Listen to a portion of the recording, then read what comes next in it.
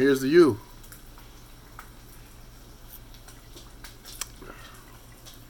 Delicious. Said I was going to do it, so here I am. I'm going to be reviewing Futurama. I'm going to post them on Saturdays. Um, I looked at the episodes and they're all about 20 minutes. Uh, just to let you know, I have watched this entire series like two times. A little bit of a nerd, I guess, but I have a lot of. I don't even want to say that, but I grew up with this show. It came out in '99, so I watched a lot of the episodes live. Um, this is gonna be fun for me. I don't know if anybody else is interested. It's gonna be fun for me. So, but I've decided to review two episodes in each post. That way, I can kind of knock it out a little bit faster. If not, it would take a long time. It would be pointless because I'm trying to keep my reviews to around 10 minutes. Um,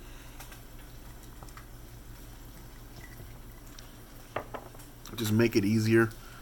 There's no method to the madness, I guess you could say. 10 minutes just seems to work for me, so I want to try and keep that through every review. Um, let's get right into it. The first episode is I'm laughing because it is such a great show. There's so many little uh, jokes and one-liners and gags, if you will, done just to get a rise out of you.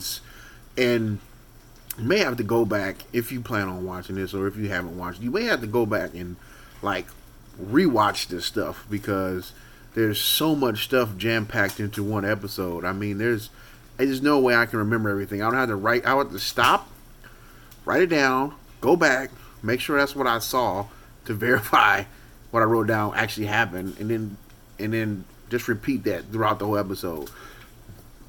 I mean, I know I'm kind of geeking out a little bit, but this is just this right here is a textbook to way to make an audience gravitate towards a series through creativity. It's hilarious on so many different levels. It's not like snooty humor where it's talking about political stuff or religion or things like that solely. They throw that in there from what I can remember, but I will be reminded as I continue to watch the series. But they throw that in there. But there's light, cheeky stuff. Can't believe I said cheeky. But there's lighter stuff thrown in there too, just to get a rise. The first episode, did I say the names already? I got carried away. The first episode introduces, I guess, the core characters. There's Fry, Leela, Bender. I think it's just those three. Those three are the first ones you're introduced to. Then there's, damn, I hope I get his name wrong. There's Fry's nephew. Oh wait, I'm getting too far ahead of myself. But for any person watching this that hasn't seen the series, this is an animated series. The name is Futurama. I googled it, what you can do too. Came out in 1999, quite a while ago. They say the last episode was 2013, but I have to double, triple check that. I'm not 100% because this show was canceled and brought back several times.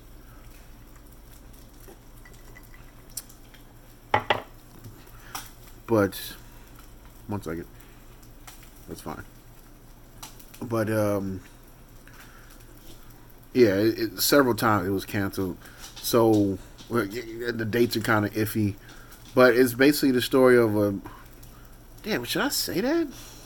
Would that be bad to say? But it's animated series, so yes, it follows a dim-witted 20-something-year-old kid who falls into a cryogenic chamber, and he's frozen for like 1,000 years or something like that, and he wakes back up in the future. And of course, oh man, there's just the first I think the first joke you get, or the first thing you get puts in your face that's for a rise is it it shows the setting outside as he's frozen for all these years, and the world gets attacked by aliens, and then it gets rebuilt, and then it gets attacked again, then it gets rebuilt, and then it gets out. Which I find that so funny because it's like not only will we get attacked by aliens once, but twice, and not only would that happen, but like we wouldn't destroy ourselves with nuclear weapons, which I think is a like I'm gonna keep saying this through everything I review. I'm gonna be sitting on that fence right here, and this side, of course, is reality, and this other side is a fictional story created in order to entertain people. Now, you know, I'm going to be dancing back and forth on one of them. Like, as far as aliens coming, and it's not aliens, just say foreign beings. That's a better way of phrasing it. As far as foreign beings actually coming to Earth and destroying everything, I don't think that's likely. As far as human beings destroying themselves, that's more likely. It's not a dig on humanity.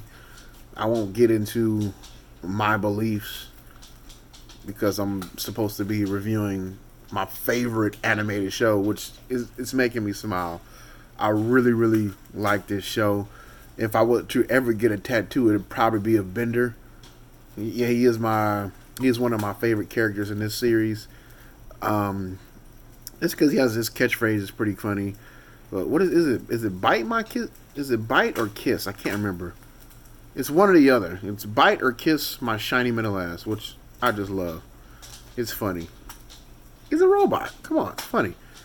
Oh, so let me get back to it. Where was I at explaining the story? Yeah, it follows a 20-something-year-old dim-witted delivery boy who falls into a cryogenic chamber, frozen for 1,000 years, comes back, and of course he has to, I'm going to use a big word, I know it from movies, acclimate to his surroundings in the year that he's in. The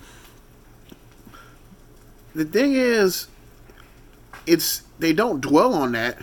They don't dwell on that because of the main character being such a dimwit. They don't dwell on the culture shock or the shock of it all. They don't dwell on that. He's just like in the moment, which I think is going to make it way easier for a audience or a person viewing it to digest everything that's going on, and also to let their imagination run too. Like, well, why would they do that? How come they wouldn't do this? I think that's the key to fictional stories, is the ability to draw in the audience with giving them free will, if you will, to a certain extent. Now they are writing out each episode, and things are aligning with one another down the whole arc of the series, of course. But they give the audience a lot of freedom to use their own imagination in there. I think maybe that's just me. Maybe it's just me. That's what I'm doing when I'm watching something like this, because I'm like, damn, well, what if they did this or what if they did that? But even then, I don't particularly stay on that. I don't watch it to imagine shit. I watch it because a lot of the jokes are pretty funny. And like I said, some of them are more or highbrow, if you will, and some of them are more lowbrow. Like there's like toilet humor, and then there's political stuff. It's a mixture of all of it. So in a way, it's kind of being like a melting pot, if you will. Well, that's the wrong term. It's kind of being it's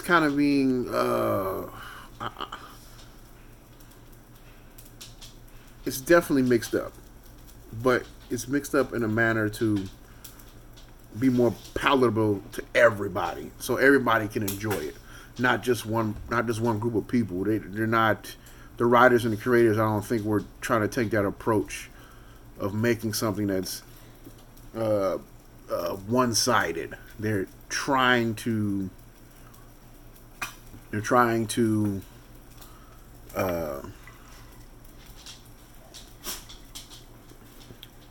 they're trying to make some enjoyable television. That's what they're doing. They're doing a great job of it. The first episode you're introduced to. I'm rambling, but I really like this series. The first episode you're introduced to all the main characters, um, and it's not much of anything to draw you in. You're drawn in by the humor and the setting. You're drawn in by the setting, the background, and the humor. That what draws you in the first episode. And the second episode, which is entitled, if I haven't said, the first episode was titled, I think it was a Space Pilot 3000, which is funny as shit because it's off. I'm thinking it's a kickoff of a movie, which was a Space Odyssey 2001. And then the second episode is titled "The Series Has Landed," which I think is pretty funny too. It's just keeping the space theme. So up until this point, it's keeping the space thing. And in the second episode, they start to settle into their lives that they've made for themselves in the first episode. So I don't know. It wasn't necessarily. See, think about something that's so far over there into the realm of fiction. Like you can't. There's like you don't have to be like super detailed in I guess in this story. Like everything can be kind of like free balling almost in a way, which I think is good because it's drawing me in again. This is probably going to be the third time I've watched this series. Don't judge, man. I enjoy it. You can call me a nerd if you want to. I really like this series. The second series, the decisions they made in the first episode. Excuse me.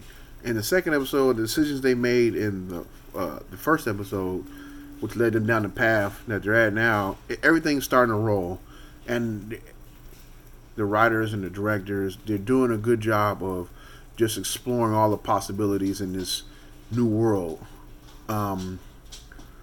I think I left a lot on the table. I might have to go back to the drawing board as far as these reviews because I just get caught up in all these tangents, and that's exactly what it does. That's what I think is what makes this series a gem. Now, I'm going to say this in closing. I know there's a lot of people out there who are going to disagree with me in saying this is the best animated show ever. I know a lot of people are going to disagree with me and say you're out of your mind. There are way more choices out there for animated shows, which is understandable. Everybody has their own flavor profile. This happens to fall in my flavor profile. I put this at number 1. I'm going to leave it there. Next Saturday, I'm going to upload a review for the next 2 episodes. Till then.